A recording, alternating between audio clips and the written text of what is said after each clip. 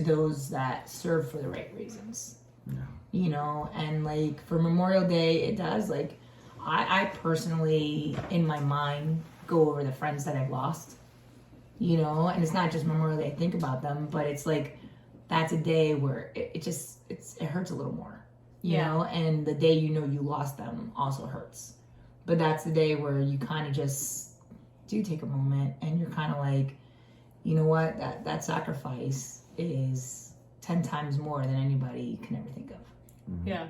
You know, and I think it hurts more because I think it goes, I know this is going to sound bad, but I did do like a throwback Thursday not that long ago where I said, like, I was asking questions like, when did like the military not become valuable anymore?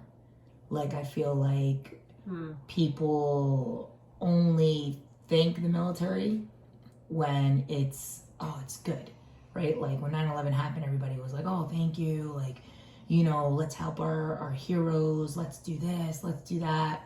But then that moment passes and we have military people struggling with PTSD. The number of suicides, the rate has skyrocketed. Mm-hmm. Yeah. The VA is quick to medicate and not really get to the core of the issue. Very true. You know, the hospitals are not the best hospitals. You know what gets me is the homeless and veterans. That's the other thing. It's also very high. That's also another very high thing, and that gets me. It's like, this is someone who fought, and I like I said, I'm not in the military, so I'm unbiased, I guess, different to you guys, right? But were they not afforded the same opportunity? Like, how did they fall through the cracks? And how, because I think a lot of times, I know that I've had conversations with you, you say, oh, I found this through the military, but not a lot of people know their resources. Yeah, listen, my sister-in-law, right, his sister, right, because she calls me the librarian. Yeah, because exactly. I have to. Like, everything I have is not because somebody told me about it. It was because I literally had to research it. Yeah. For the veterans, it's not given to us. We have to fight for our benefits. And then when you get your benefits, you're always scared that it's going to be taken away from you. Because it's not like you're guaranteed. No. You know what I mean? It's almost like, I feel like sometimes it's set up for us to fail. Yeah. And it shouldn't be that way. They do a lot of things to discourage you, to give you roadblocks. So even when you are seeking these benefits, they basically bury you in paperwork or these hurdles that make it almost impossible for you. Yeah. So just to discourage you to basically say, you know what, never mind, it's okay. Yeah, I'll figure it out on my own. You know, I had an appointment ready for this one. I don't know if he was there for me at that one, but I had an appointment where they were telling me my wrist got better. Like, legit. And I had to go to the appointment, and the doctor in my face said to me, I think you're scared to move your wrist. I was like, okay. And he's like, I'm going to move it for you. I said, sure. I gave him my hand, and he tried his hardest, and he goes, oh my goodness, it doesn't move. I said, I know, it's fused. It's never going to move. And then that's when they like reinstated my benefits because somehow they thought like magically my wrist could move. I have a metal rod in there. It's never going to move. You know what I mean? But this is the struggles that we go through. That's why like Memorial Day, it's for the ones that we've lost, but I also think about the ones that struggle. Yeah. Like, because there are, like you said, so many veterans that are homeless. There's so many veterans that are like on drugs. And it's not because they want to be on drugs. It's because of the trauma. Yeah. It's the trauma, the effects and the coping. And I think that also it wasn't spoken about like it is now. And I think I continuously say that it's not spoken about. And then, you know, you're expected to go to war and then come back and then be perfectly fine.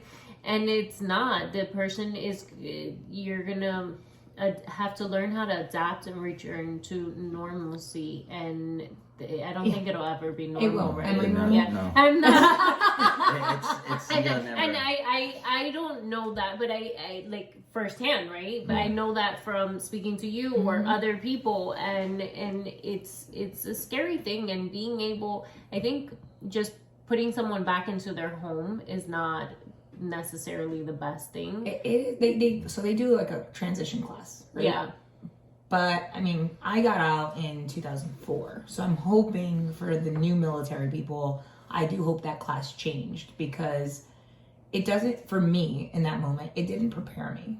Yeah. Like I remember briefly in that class, they literally teach military people like how to interview.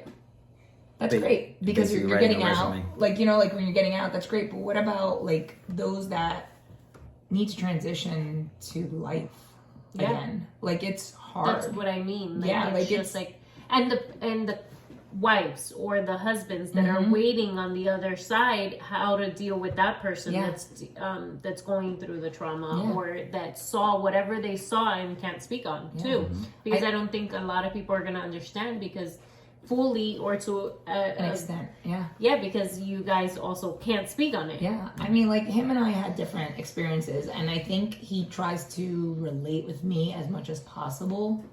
And like, he'll tell you I still jump. Like, like, he sneaks up and he's like, who else is in this house? Like, who are you trying to fight? Like,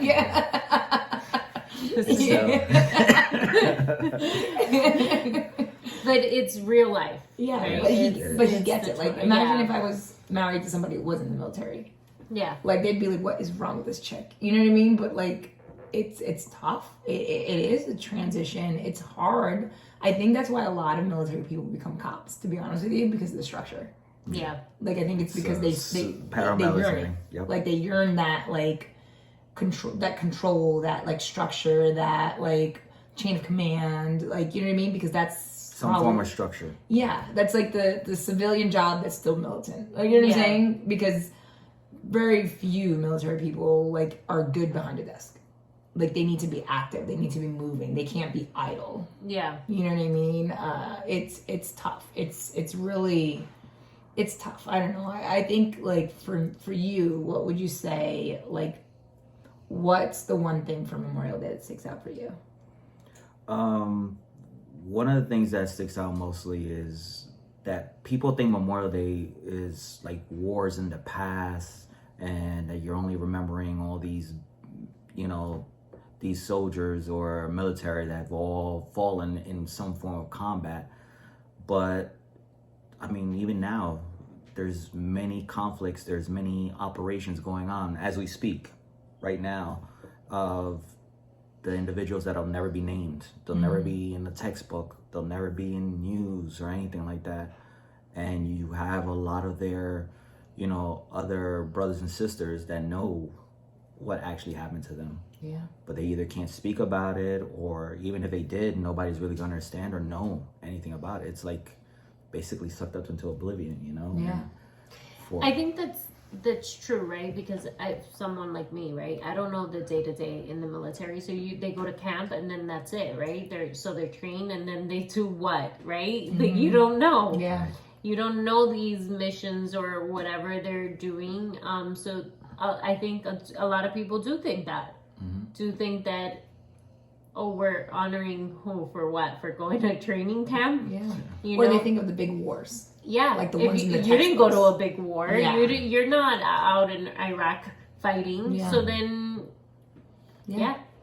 I do think that that's something that isn't spoken about or isn't. Yeah. And you brought up a good point, right? He's talking about wars, but like when you said that, you know what I thought about? Like, what about like the ones that we've lost to like suicide? Like that. They struggled, and they struggled silently. Because of things they've seen, things they had to deal with. Even after the fact, you guys touched briefly on it. When your time to leave, your contract is done. They basically tell you, hey, by July, whatever date, you're done. So take this 1-day class and we'll help you build your resume, and then you're on your way. Yeah. And they pull your ID card and that's it. Lost. It's just like sayonara. And a lot of the individuals, they seek help, and with the VA being difficult at times and trying to find the help is very difficult, that you see them that maybe they didn't take their life, or they didn't the suffering actually began after, Yeah. And it's the stuff that they're carrying still that they weren't able to deal with at the time. Because listen, any uniform you wear, be it any branch of service, one of the biggest things is you suck it up. Yeah. That's the biggest thing you always hear. Suck it up. We're not here to hear your opinions. We don't want to hear this or that. You have a job, get the job done. That's what it comes down to. And you actually really believe in that bravado, and you carry that, and people expect you to carry it also when you leave the military. Be like, hey, what's the number one thing you hear is like, oh, come on, you could do it. You was a big bad Marine, or you did this and that. You'll hear it, weren't you in the Army? Weren't you doing this or something like that? And it's like you're not entitled to emotions or entitled or to show feel weakness or anything like that. Yeah, because that's what's ingrained. Yeah. Versus, remember we spoke about healing versus harboring. That's why I harbored so long. Yeah. Wait, but I have another question off topic a little bit. I mean, on topic, but off topic. How did you get into the military? Was it like Maritza here that didn't tell her parents anything? No, actually, I was way on the other side of the spectrum. So I come from a big military family. Oh, okay. I was actually the first Marine in my family, but everybody else was either Army or some form of that. And I was always gravitated to it.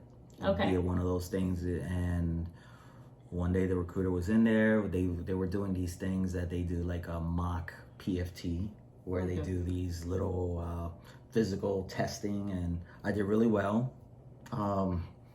And I told the recruiter I was like interested in joining the Marine Corps, and I was not even I was barely 16. Oh wow! I was barely 16. Came to the house, and they basically signed me. They signed all my paperwork and everything for me. My parents. Wow. Yeah. So I basically started with a delayed entry program. So I actually was technically already serving on my contract time before I even left to boot camp and everything. I think you had like a week after graduation or something, right? Yeah.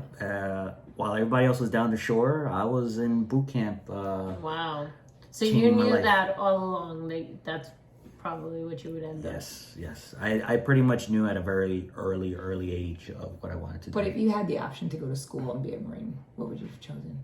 I'll probably still be in the Marine Corps. Really? Yeah.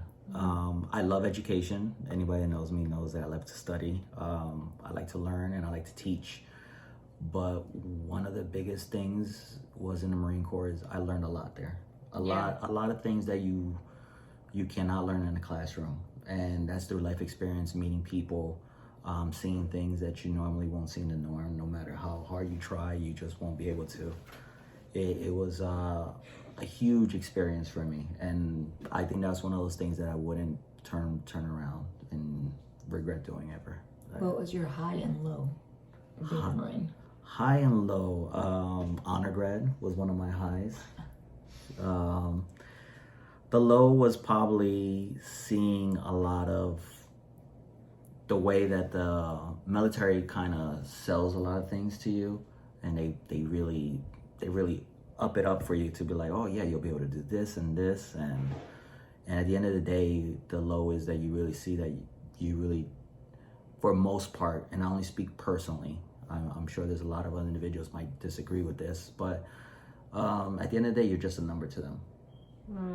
So that was like, it really left a bad taste in my mouth when not only me personally, but I saw other Marines, the way they were being treated, and it was just like just a number. Especially if you were injured, it goes back to, they basically hand you a bunch of medication and tell you, here you go, don't worry about it. We'll get to it when we get to it. And then you're self-medicating. You continue to medicating these issues, and then it becomes a bigger problem. They gave us Motrin so much I got allergic to it.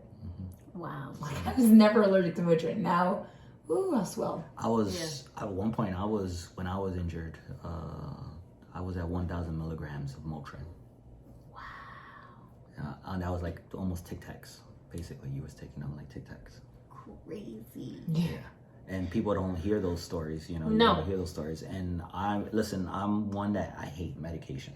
Yeah. So I stayed clear as far as I could from it, but I personally know individuals that just couldn't get around that, and they stayed on those medications, and and it goes back to, you know, the day, hey, time for you to go, yada yada yada, and they cut you loose, and you are entitled to these medical benefits, but sometimes it's very difficult for individuals to get those, so they start self-medicating in other ways. And I know personally of Marines that I served with that ended up, you know, losing their lives to that. Those are the people we're honoring. Those are the people that went out with good intention. Very good intentions. And then they got kind of like pushed to the side. Mm-hmm. I mean, yes, listen, Memorial Day, we honor those that did fight the wars, but I think our hearts, right, for him and I, what we say, it breaks for those that we've lost, who struggled alone, because as much as everyone paints it, oh, we want to help veterans, I personally can tell you, I always feel alone in my fight. Always. Like, I feel like if I didn't figure things out on my own, I don't know. I really don't know where I would be or what would I have, or like the things, you know what I'm saying? Because like the benefits that are out there, it's not shared. And it's like when you go, personally, we live in Jersey, right? So when we go to these VAs, it's not the cleanest. Like, they're behind the technology. Like, it's disgusting. Because it's government funded. Exactly. And it's, but you know what's funny? In San Juan, Puerto Rico, that VA hospital, one of the best I've been to. Yeah. Which is mind-boggling to me. And they respect you so much. Yeah. They really do. And like other states that I've gone to too, it's just a lot of veterans go over there too. Yeah. To retire. But that's what I'm saying. Like Virginia, great. Even in Maryland, great. Even in New York, I went and it was like treated better. Yeah. For some reason, it's here. It's like veterans have like. Depends, I guess, in the area where there's a lot, maybe. Yeah. Like, you know. Yeah. I just find it, like, to me, right? And I think you can kind of attest to this. Like, I find it odd, like, Veterans Day is the only day veterans will get discounts.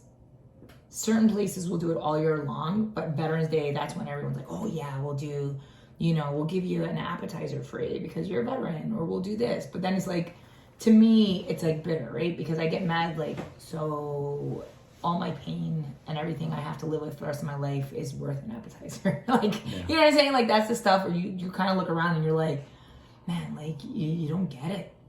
Like, you know what I mean? And there's people that are okay with that.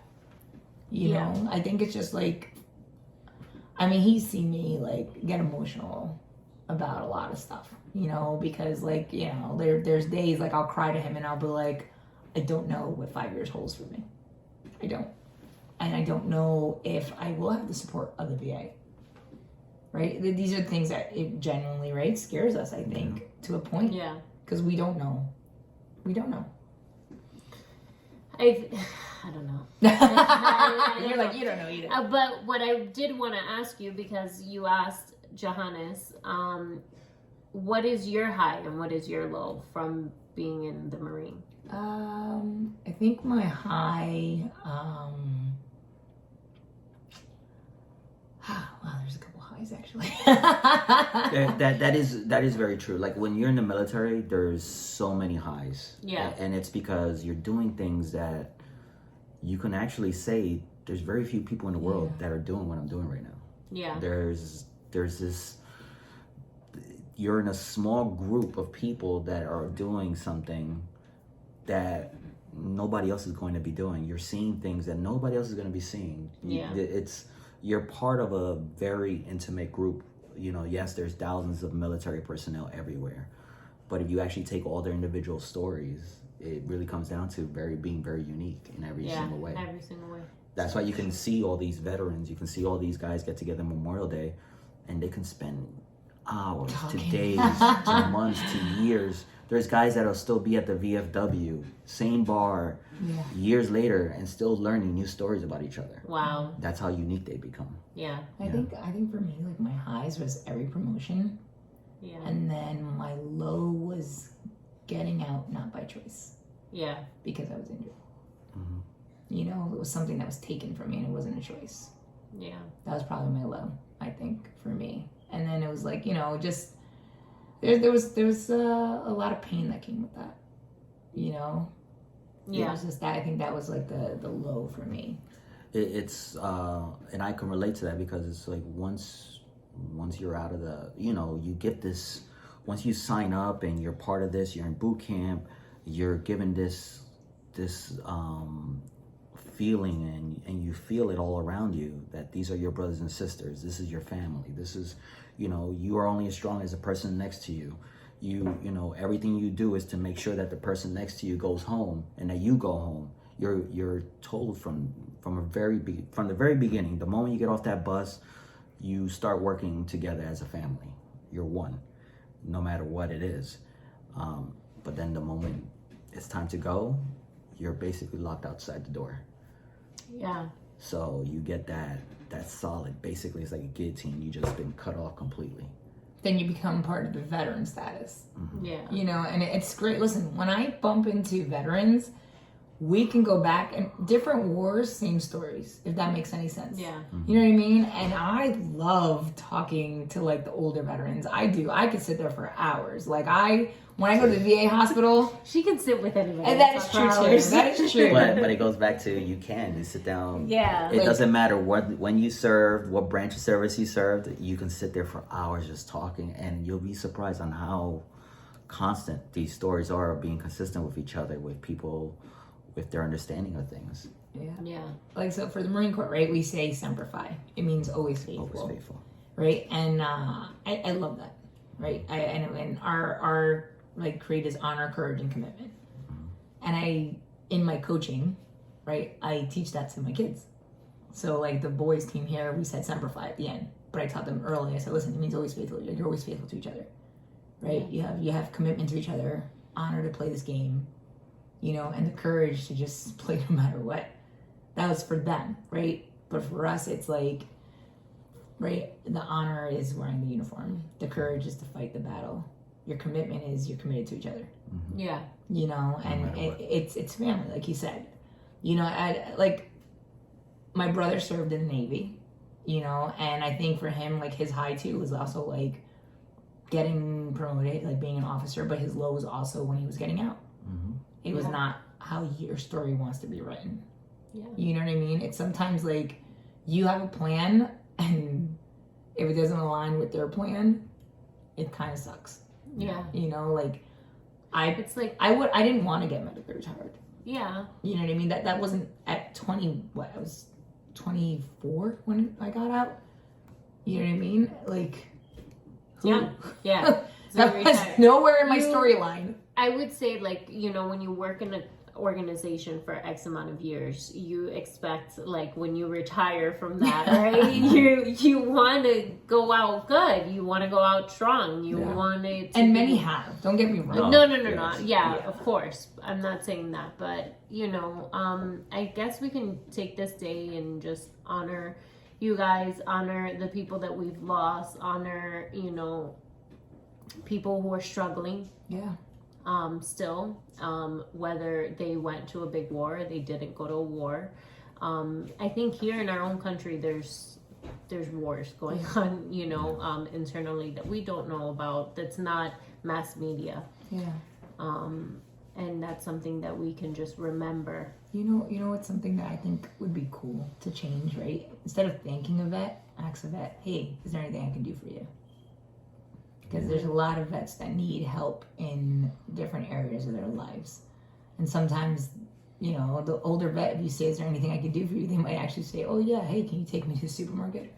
Yeah. You know what I mean? And that's a way that you're thanking a vet.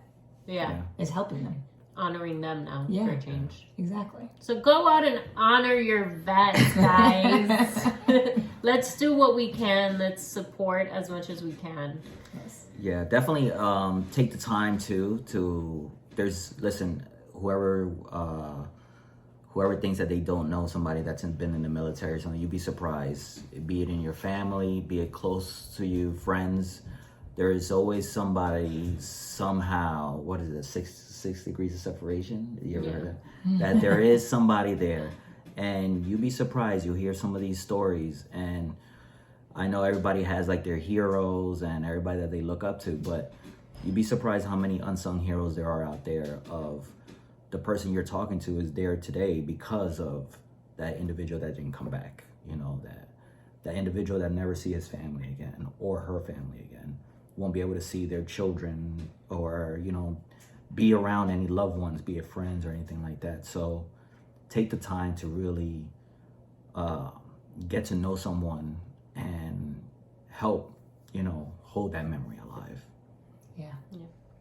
Well, thank you, Johannes, for joining us. Thank you for being on our podcast. It is my honor to have you here. Like, I'm blessed. We're blessed with your presence. Both of you. Thank you, guys. And Happy thank you. Memorial Day. Happy Memorial Day. Yes, happy Memorial Day to everyone.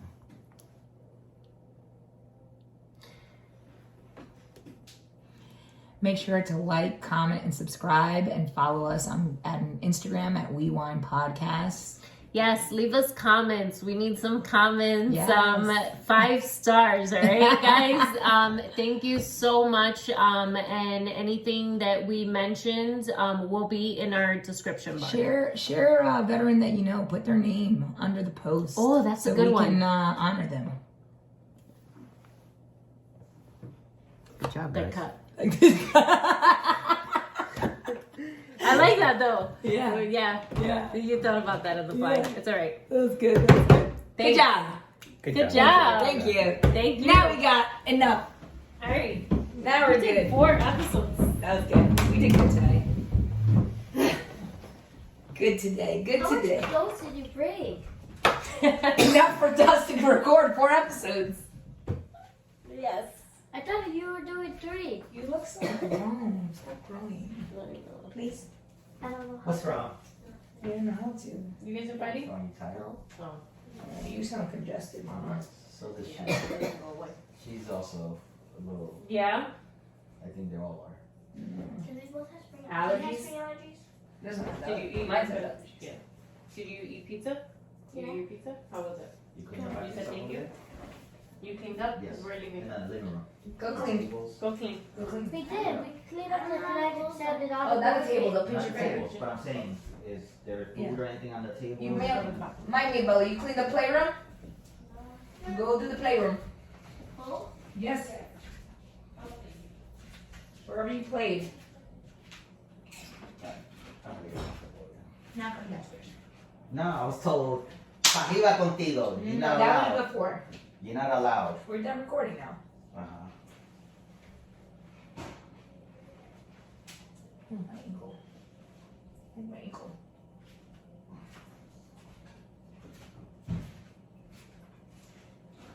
You can come down?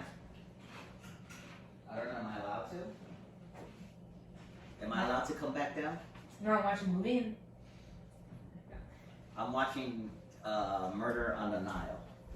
Murder on the Nile? Yeah, it's That you ever sounds watch like... you ever watch Murder of the Orient Express? You ever seen that? The Mystery of the Orient Express?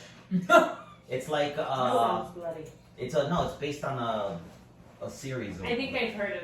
yeah, it's like The it's supposed to main be like a Sherlock Holmes, but he's on a train. Somebody gets killed on a train. It's like you ever seen what's that game?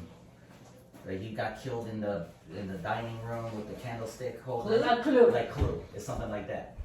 So the movie starts out, something happens, right? Like you're getting a sense of all these characters. They're all like, one's an actress and one's the bellboy and one's this. So you're getting a little bit of everybody's info, right? And then